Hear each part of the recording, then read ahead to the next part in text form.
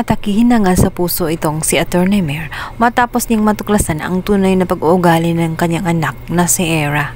Punong-puno nga ito ng insecurity dito kay Lilette at mas lalo pang humigit ang kanyang insecurity nang matuklasan niya na ito palang si Lilette ay kanyang half-sister, bagay na hindi na talaga niya kayang tanggapin. Kinausap siya ng kanyang ina kung bakit ginagawa niya ang mga bagay na iyon.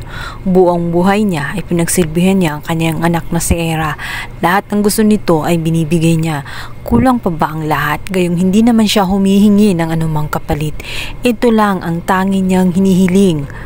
Ang tungkol sa anak niyang si Lily, matagal na nga niya itong inaasam. Ito na sana ang time na mag-heal na siya. Subalit bakit tela ay si Era ay nagdadamot? Got ni Era ang katotohanan. Sinabi niya na noon pa man ay tela may pangamba na siya dahil pinaparamdam ng kanyang inang si Meredith. Nakahati niya ang kapatid niya na matagal nang patay. Ngunit ngayon paano niya matatanggap na buhay pala ang kanyang kahati na kapatid? Sa atensyon, ito nga ang si Lily at ang masakit na katotohanan ay ang kanya pang kakompetensya na walang iba kundi itong si Lilette, kung gaya't hindi niya kayang tanggapin ang bagay na iyon. Nahihirapan si Meredith sa kanyang mga narinig. Samantala, nabigo nga itong si Lilette, nakampihan nga itong si Ista. Matapos nga na nawala na nga ng tiwala ito sa kanya dahil sa pag-aakala nito na walang makakaalam na press tungkol sa gagawing kaso nga ng kanyang anak na si Kaylee. Subalit dahil nga sa bigla na lang may dumating na press, kung kahit nagtataka siya kung sino ba ang gumawa nito.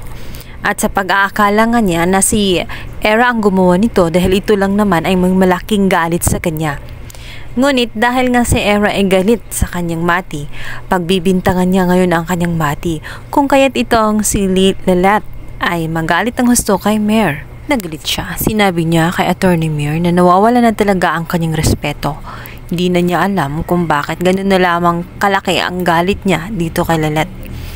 Walang kamalay-malay itong si Lilette. Nagawa-gawa lamang ni Era ang kwento na iyon sapagkat nawawala na nga ng gana si Era sa kanyang ina matapos na niyakap ng husto ni Attorney Mer ang katotohanan kung saan ang anak niya ay si Lily ay ito ngang si Lilette, bagay na hindi gusto nitong si Attorney Era. Maraming sinasabing hindi maganda itong si Lilette dito sa harap nga ni Attorney Mer. Kaya maya pa nga ay biglang darating itong si Ramir upang pagsabihan itong si Lilette na bakit niya pinagsasalitaan ng ganon itong si Mer. Hindi niya dapat sabihin yun sapagkat ang kanyang kaharap ay dapat nangigalang sapagkat siya lang naman ang nag-iisa niyang ina. Buti na lang talaga at nakalabas na nga itong si Romeo at nalantad na nga ang katotohanan at nalaman na nga nitong si Lilette. Dahil ito nga si Patricia ay nakulong sa kanyang ginawa kung saan kinukulong niya ng mga ilang araw itong si Romeo dahil na rin sa pagdadamot niya dito kay Lilette.